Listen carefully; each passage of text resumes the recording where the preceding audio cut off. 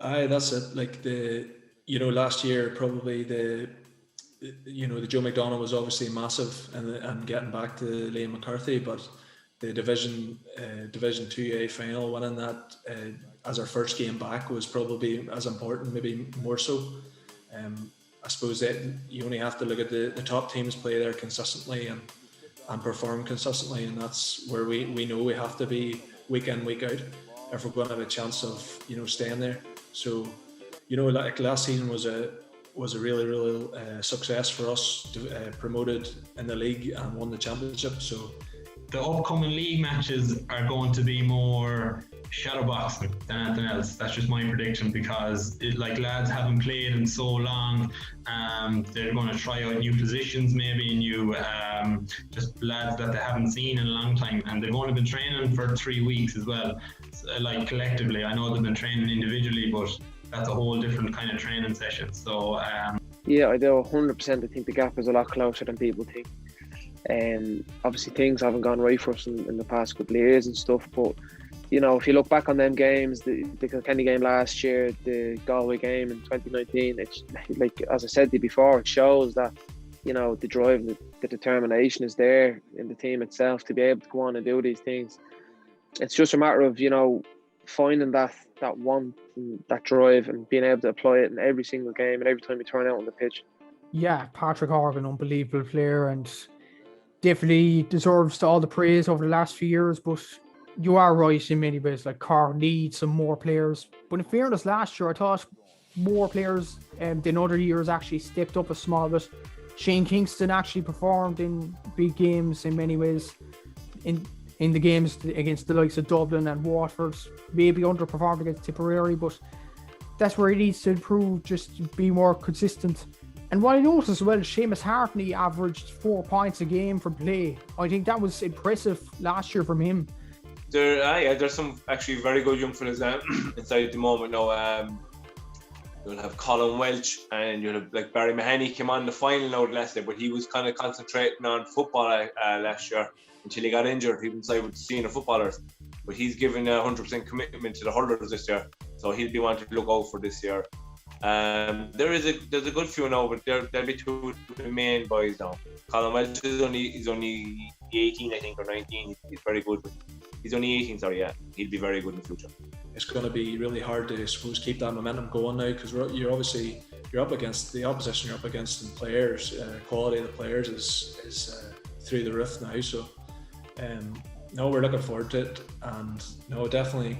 Division 1 is where you want to be, week in, week out. So we're hoping to find out some sort of fixtures maybe in the next few weeks, or hear some sort of light shed on it, and then have that to aim towards, So the league isn't the most serious thing in the world, and Lambic, I can definitely see them having the Dublin era of dominance. That's kind of that way there. But the kind of league, I don't know if John Kiley, because there's such a quick turnaround, it's not like you have the 1 month break between it there. So I just feel it's actually going to be Kilkenny's year, just because they're the rank outsiders. If Galway do get all their players right for the upcoming year, and if they can mix a few of the younger lads, I think Fintan Burke again, like Shane Cooney came in there last year as well, did really well. So, and there's a few more other lads there that are in the background as well. So they'll be pushing hard this year. And at first I've gone for Limerick, and look, listen, Limerick, obviously they're the obvious choice at first place, and as much as I'd love to be bold and put a Tipperary or a Galway or a Waterford in at first, they just take the league so seriously. They've won this competition 2 years in a row. I don't see them making too many changes to their panel, but they do have young lads coming into the side as well, like Josh Considine, Cormac Ryan, Cathal O'Neill potentially as well. So they do have a couple of young lads coming through, and I think the main reason why I've got them in first is I just think the depth of their squad is massive. Like you've seen last year when they were able to bring Seamus Flanagan and Pat Ryan off the bench, and you've got players who are just improving year on year. Grode Hegarty, hurler of the year last year, Kyle Hayes in a wing back. Yeah, look, I know a lot of the young lads that obviously I would have played with through minor and under 20s there 2 years ago. So there's a couple of lads there just off the top of my head. Adam Waddick he was playing dual 20s last year. He's a unit of a young player, and people like him, is you need to get them on board. You need to get them in from an early age. Build a bit of trust with management. Get management to try them out, and look, it's all about trust at the end of the day. The management trusted in me last year, and I thought I proved myself. So I suppose it kind of comes down to that. Absolutely. Like we won Division 3A and we won the Nicky record. Like it was 100%. Like there's no other way of saying it. If a team won the league and the All Ireland, like that's a successful year. Like, and obviously there's no really provincial and kind of the lower ones. Like, so there's absolutely no complaints there. Like we actually went unbeaten the whole year, so I've absolutely zero complaints there. That's went 100% up to scratch. So yeah, that was very ambitious. Yeah, so yeah, it's there's no complaints. But what I would say, it's disappointing. It's out of Donegal's control, like just due to the fact there's no real relegation, because we won't get that promotion up to the Christy Ring Cup, which is disappointing. Like Donegal and Offaly could have been playing in a hurling game. Could you believe it? Donegal and Offaly playing in hurling. Oh man, if you told me that 5 years ago, I would have laughed at you. But I know Limerick may have won the All Ireland comprehensively last year, but against Galway I think it was 4 points in it at the end, and they had Joe Canning and Cathal Mannion go off. Cork weren't at their best last year. Tipperary certainly weren't at their best last year. I don't know about Kilkenny really. I think they've lost, a bit of their mojo. But looking at our group, I think you have to back Limerick to top it in many ways. But write Galway off at your peril. If they have their full team fit and they come up against Limerick on a good day, Galway could beat them, definitely.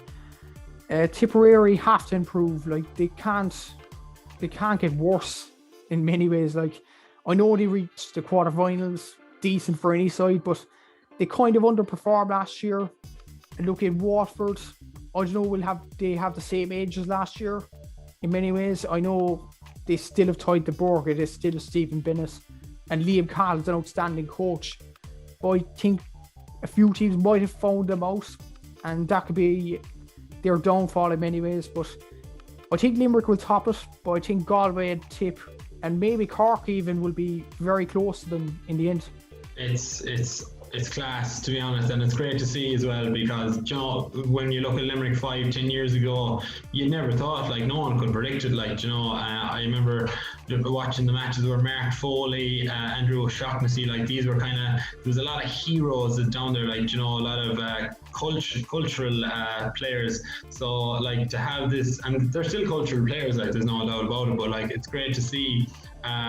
Because like Limerick wouldn't have been in the kind of top 5, top 6. You kind of had Kilkenny, Tip, Galway, Cork, like maybe it kind of slipped away. Maybe Clare when they won the All Ireland 2013. So like it's great to see that kind of a team from, I wouldn't say nowhere, but we're down the ranks, are up to the top, and like it's not just a fluke.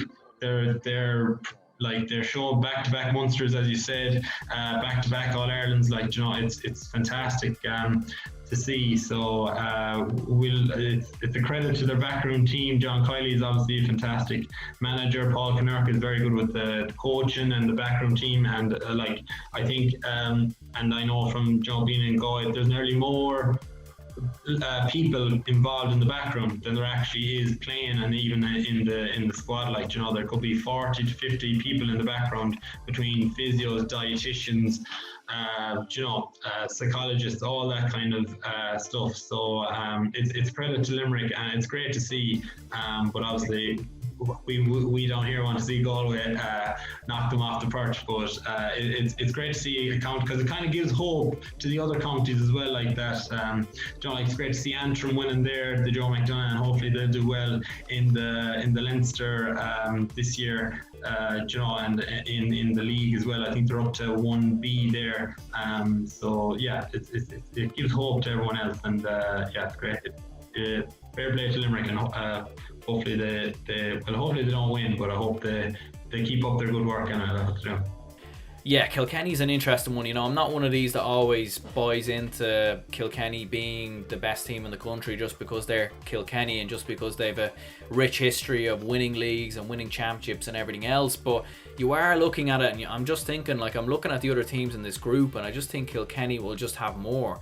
than some of the other sides. You know, you have a lot more of that under 21, 2017 All-Ireland crop coming into that side. You know, you have the likes of Billy Ryan, John Donnelly, Liam Blanchfield, who all very much stuck their claim in that side last year.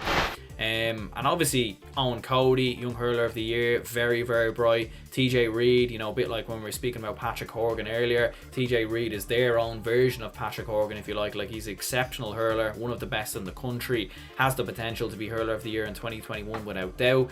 You've Martin Keogh, who looked quite impressive at times last year as well. We could see Niall Brazil and Owen Guilfoyle come in there. So I expect that Kilkenny will make a couple of changes, but ultimately why I've got them in first is that I do think that Brian Cody will take the league a bit more seriously, just with the fact that, of course, you know, it could be his last year. It could be his last year, and I think he's going to want to go out on the biggest high possible. He's going to want to take the league seriously, take the Leinster seriously, and take the league seriously. And I think that's why they will play Limerick in that final. Ultimately, though, I don't think they'll beat Limerick in that final. I just think Limerick will have too much. And I think Limerick will be buoyed up with the fact that it'll be the first time these two sides have played each other, of course, since that 2019 semi-final where Kilkenny beat them quite controversially, if everyone remembers. So, yeah, I do think Limerick will win the league. I think Kilkenny will certainly push them and be thereabouts. But ultimately, Limerick will win the league.